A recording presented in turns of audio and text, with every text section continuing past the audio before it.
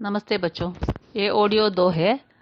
इसमें हम वो चिड़िया जो नामक कविता से हम अर्थ और प्रश्न अभ्यास और कुछ व्याकरण भी पढ़ेंगे। सबसे पहले मैं अर्थ को बता रही हूँ। जो अर्थ मैंने नोट्स भेजा है उसे मैं एक बार दोहरा रही हूँ। दूध भरे कच्चे, झुंडी गेहूं जौ व बाजरे की बालियां, रुचि से आनंदपूर्वक, रस से स्वादपूर्वक, संतोषी संतोष वाली, बूढ़े पुराने की खातिर के लिए, रस उंडेलना आनंदित करना, मुँह बोली प्यारी, विजन जहाँ कोई नहीं रहता, चढ़ी नदी वह नदी जिसमें खूब पानी हो, दिल टटोलना दिल की बात जानना, जल की मोती जल की बूंद, गर्वीली अभिमानिनी घरवीली। इतना ही अर्थ है। और अब देखो पर्याय भी दिया है। चिड़िया, पक्षी, खग, जल पानी नीर, नदी सरिता तटिनी, दूध क्षीर दुग्ध, वन जंगल कानन, पंख पक्ष पर। ये सब हम पिछले साल पढ़े ही हैं, लेकिन फिर भी इस लेसन के हैं। अब तो विलोम शब्द है। विलोम शब्द माने ऑपोजिट्स। छोटी ऑपोजिट बड़ी, बहुत ऑपोजिट कम, संतोष ऑपोजिट संताप, प्यार ऑपोजिट नफरत। छोटी माने आपको पता है वो स्मॉल, बड़ी मीन्स बिग, बहुत मोर कम लेस, संतोष हैप्पी, संताप सैड, प्यार लव, नफरत hate. This are the opposites.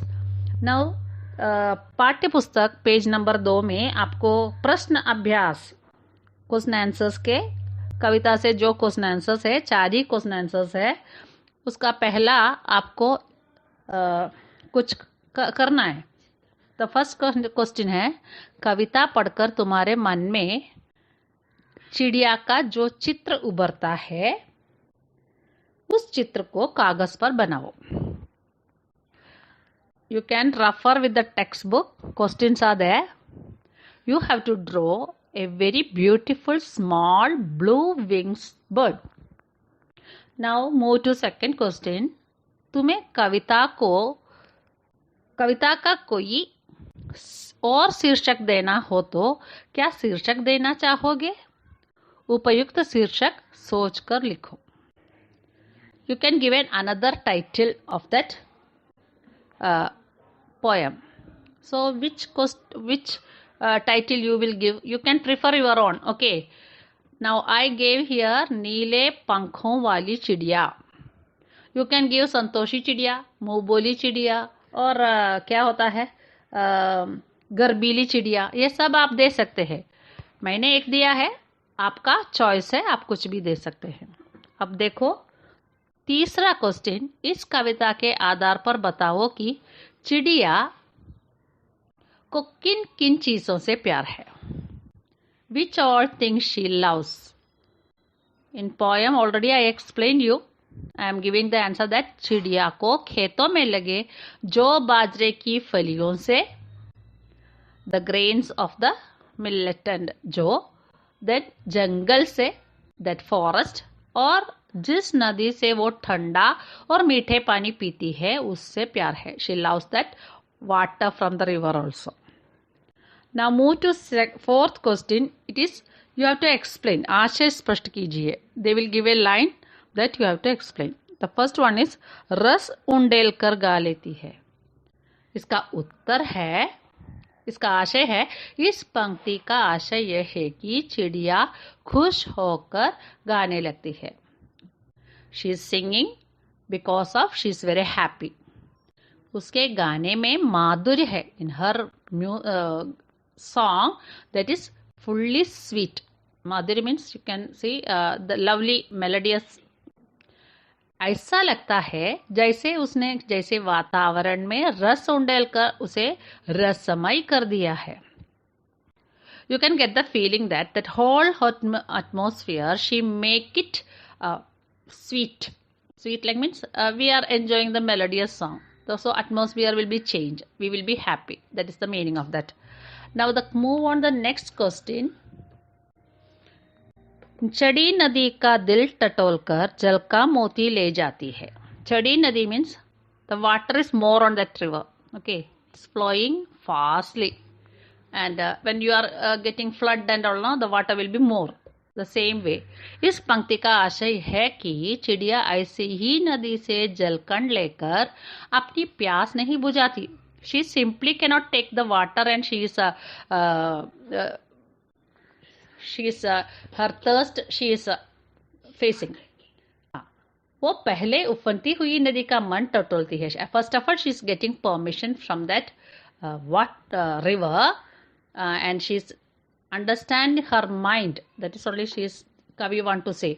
और इसकी इच्छा का भी ध्यान रखती है. And she is keeping her like and all. अंत में अपनी कार्य कुशलता से जल के बीच स्थिति मोती को ढूंढ लेती है. Like last, she is picking the water that is pearl like, and she is facing her all the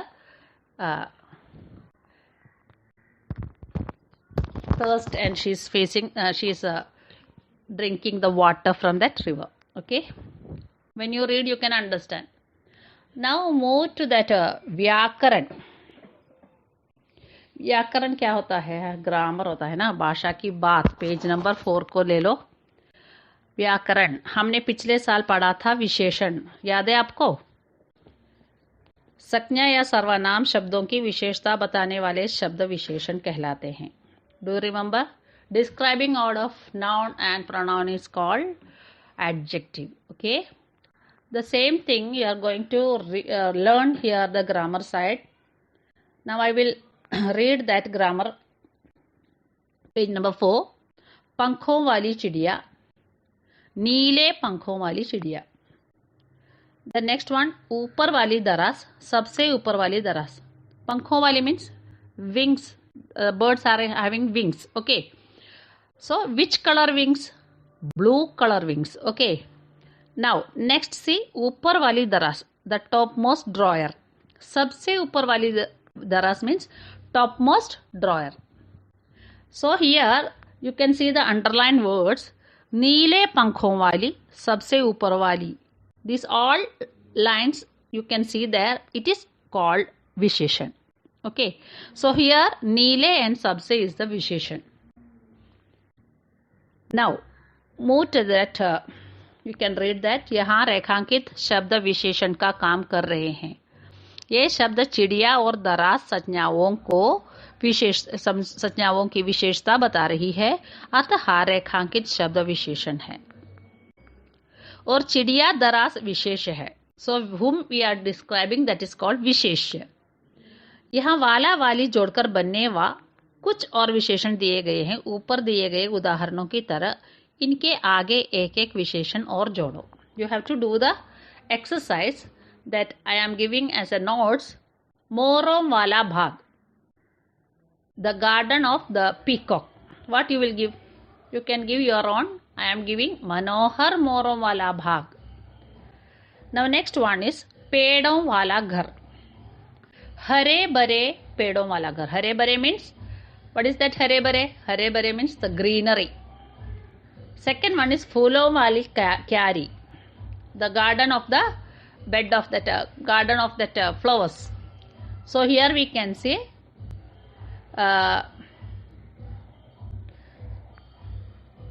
गुलाबी फूलों वाली क्यारी.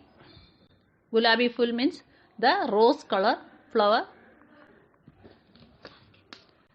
basket. Now सीधा स्कूल वाला रास्ता. So I gave that विशेषण is सीधा. सीधा means straight road. सीधा स्कूल वाला रास्ता. हंसने वाला बच्चा. So बहुत हंसने वाला बच्चा. The laughing, more laughing child. Now मूंछों वाला आदमी. So बड़ी मूंछों वाला आदमी. You can write लंबी मूंछों वाला, but I gave the answer बड़ी मूंछों वाला. Okay.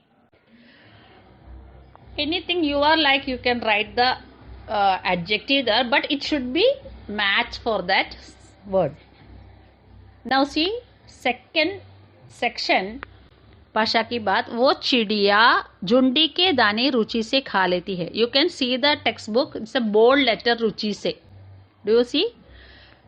वो चिड़िया रस उंडेलकर गा लेती है। There also bold letters are there, रस उंडेलकर। So how she is eating? With very tasty, isn't it? रुचि से, നല്ല ടേസ്റ്റോടെ അല്ലേ? അപ്പൊ रुचि से खा लेती है। नेक्स्ट वन, रस उंडेलकर गा लेती है। She is mixing that what ever happiness and singing. So you can see that verb, she is giving an extra thing, that is called adverb. Last year we learned, miss ने कहा था कि धीरे धीरे लिखता है, एक्विप धीरे धीरे हिंदी लिखता है। तो वो कैसा लिखता है? वो धीरे धीरे लिखता है। राम जल्दी जल्दी दौड़ता है, तो उसे क्या होता है? एक्शन वर्ड का जो डिस्क्राइब करता है उसे एडवर्ब कहते हैं और क्रिया विशेषण कहते हैं। देखो, कविता की इन पंक्तियों में मोटे छापे वाले मीन्स द बोल्ड वर्ड्स, शब्दों को ध्यान से पढ़ो। पहले वाक्य में रुचि से खाने के ढंग की और दूसरे वाक्य में रस उंडेलकर गाने की ढंग की विशेषता बता है। The action words given extra describing, that is called adverb. अतः ये दोनों क्रिया विशेषण है। नीचे दिए वाक्यों में कार्य के ढंग या रीति से संबंधित क्रिया विशेषण छांटो। The down there is giving sentences, from that sentence you have to find out the क्रिया विशेषण, adverb you have to write. Now I am reading. Sonali जल्दी जल्दी मुंह में लड्डू ठूसने लगी। The answer is jaldi jaldi. In your answer sheet, I gave it a little big bold letter. You can understand that, okay? So you have to write jaldi jaldi. Either you circle or underline. Okay. Now, गेंद लुढ़कती हुई झाड़ियों में चली गई. The answer is लुढ़कती हुई. Third question, भूकंप के बाद जनजीवन धीरे धीरे सामान्य होने लगा. After the what we say, bhukambam means earthquake, the normal life the people are living. Now after corona we also have to live like that, okay? So भूकंप के बाद जनजीवन धीरे धीरे सामान्य होने लगा. So धीरे धीरे is the क्रिया विशेषण there. कोई सफेद सी चीज धप से आंगन में गिरी. धप से is the क्रिया विशेषण there. टॉमी फुर्ती से चोर पर झपटा. फुर्ती से इज द क्रिया विशेषण. ओके. नाउ तेजिंदर सहमकर कोने में बैठ गया. तेजिंदर सहमकर कोने में बैठ गया. सहमकर इज द आंसर. आज अचानक ठंड बढ़ गई है. अचानक इज द क्रिया विशेषण है. और इस लेसन का क्वेश्चन आंसर्स एंड ग्रामर का भी मैंने आपसे डिस्कस किया है. ये सब आपको अपने पाठ्य पुस्तक में लिखना है और असाइनमेंट दूंगी और टेस्ट पेपर भी दूंगी. ये सब नेक्स्ट असाइनमेंट में आ जाएगा. धन्यवाद बच्चों, अच्छे से पढ़ो.